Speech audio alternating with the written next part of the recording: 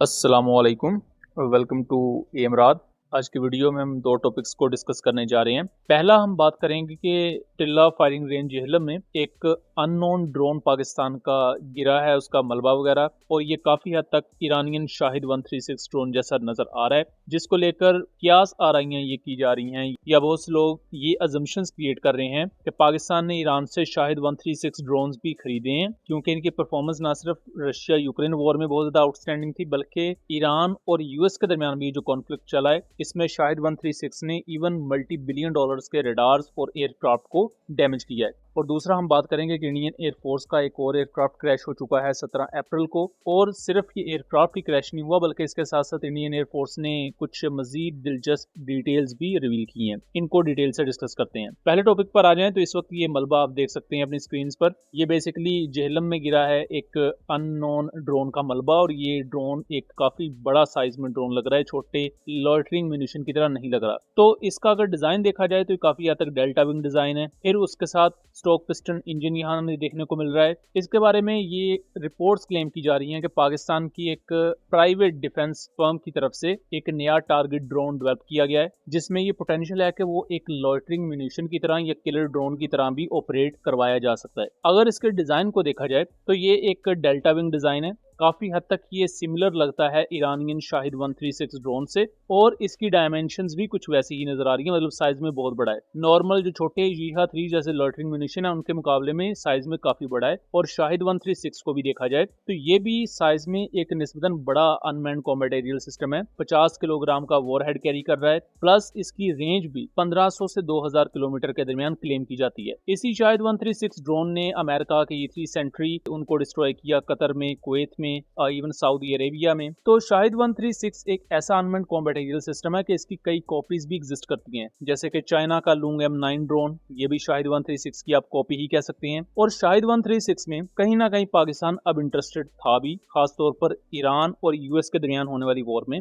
और मई 2025 में भी हमने लॉइटरिंग म्यूनिशन का एक काफी की रोल देखा था। पाकिस्तान ने बेसिकली इन्हें इंडियन एयर डिफेंस सिस्टम्स को सैचुरेट करने के लिए इस्तेमाल किया था, जबकि इंडिया ने जो इजरायली हैरोप ड्रोन भेजे थे पाकिस्तान की तरफ, उनका काम पाकिस्तान के एयर डिफेंस सिस्टम्स को हंट डाउन करना था। तो पाकिस्तान और इंडिया की अप्रोच भी थोड़ी सी डिफरेंट थी लॉइटरिंग म्यूनिशन को लेकर। लेकिन इतना बड़ा ड्रोन जो टेस्ट किया गया है, मेरे नजदीक इसकी दो डायमेंशन है। पहली डायमेंशन ये है कि इसे as a loitering munition use किया जाएगा। दूसरा, एज अ टारगेट ड्रोन भी एक हाई स्पीड टारगेट ड्रोन है, जिससे आप अपनी एयर डिफेंस कोर को ट्रेनिंग देने के लिए इस्तेमाल करते हैं। और ऐसे हाई स्पीड टारगेट ड्रोन्स को मैन पैड्स और एंटी एयरक्राफ्ट गन्स के थ्रू निशाना बनाया जाता है, ताकि आपके जो मिलिट्री पर्सनल हैं उन्हें किसी भी किस्म के हालात से मुकाबला करने के लिए ट्रेनिंग दी जा सके। यहाँ ये भी पॉसिबल है कि पाकिस्तान कुछ नई एंटी एयरक्राफ्ट गन्स या कुछ नए surface to air missile systems को भी टेस्ट कर रहा हो। लेकिन ये ट्विन डायमेंशनल इसकी परफॉर्मेंस अगर देखी जाए तो ये काफी हद तक इंप्रेसिव भी है। और जहां तक बात है उन अजम्पशंस की कि पाकिस्तान ने ईरान से शायद 136 ड्रोन खरीदा है,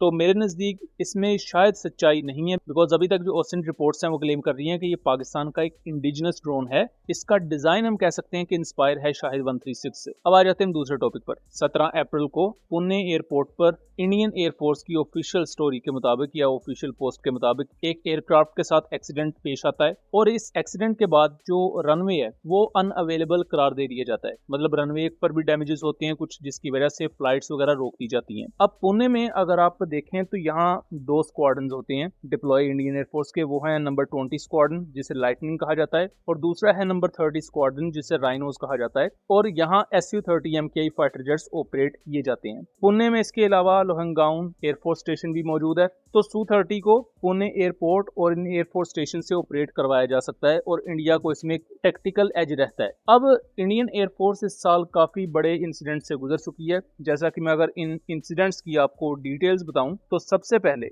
इंडियन एयरफोर्स का एक माइक्रोलाइट एयरक्राफ्ट क्रैश हुआ 21 जनवरी 2026 में। फिर उसके बाद एक LCA तेजस एयरक्राफ्ट ने क्रैश लैंडिंग की या इमरजेंसी लैंडिंग की इसी साल, उसकी रिपोर्ट आप यहाँ देख सकते हैं। फिर एक रीसेंट क्रैश हुआ है 6 मार्च 2026 में, जिसमें एक Su-30 MKI एयरक्राफ्ट जोरहट के एरिया में गिरकर क्रैश हुआ था आसाम में, और इसमें आई बिलीव एक कैजुअलिटी भी हुई थी। तो ये 4 बड़े क्रैश हुए हैं। अब ये एक लिस्ट ऑफ क्रैशेज है, इसमें मैंने हेलीकॉप्टर के भी क्रैशेज ऐड नहीं किए और ना ही ड्रोन्स के क्रैशेज सर्विसेज ऐड की हैं, अगर वो भी ऐड करूंगा तो 2026 के इन कुछ महीनों में ही तो इंडिया 10 के करीब ऐसे सिक्योरिटी इंसिडेंट्स देख चुका है। अब ये जो रिसेंट वाकया हुआ है, इसमें क्या हुआ है कि इंडियन एयरफोर्स ने 17 अप्रैल की रात को ये पोस्ट किया कि एक एयरक्राफ्ट के साथ सिक्योरिटी इंसिडेंट हुआ है और उसके 10 से 15 घंटों के बाद इंडियन एयरफोर्स की तरफ से रिपोर्ट किया जाता है कि जो रनवे अनअवेलेबल था अब वो अवेलेबल कर दिया गया है। और इंडियन मीडिया सोर्सेज क्लेम करते हैं कि SU-30 MKI के साथ ये इंसिडेंट हुआ।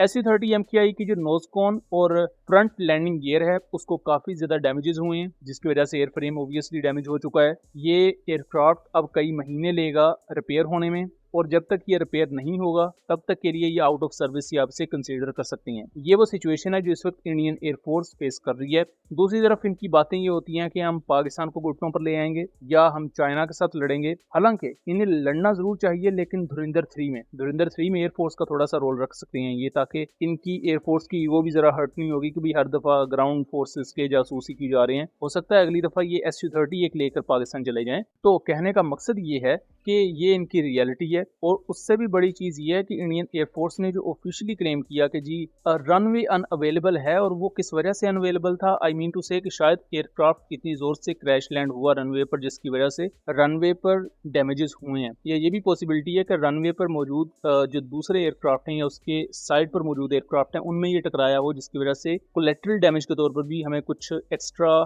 इंफॉर्मेशन देखने को मिले जो अभी तक इंडियन मीडिया नहीं दिखा रहा। सो दोस्तों, ये था एक एनालिसिस। उम्मीद करता हूँ चीज़ें क्लियर रही होंगी। वीडियो पसंद आई हो तो इसे ज़्यादा से ज़्यादा शेयर कीजिएगा ताकि इस तरह की मजीद इन्फॉर्मेटिव वीडियोस हम आपके लिए लेकर आ सकें। मिलेंगे अगली वीडियो में, तब तक के लिए अल्लाह हाफिज़।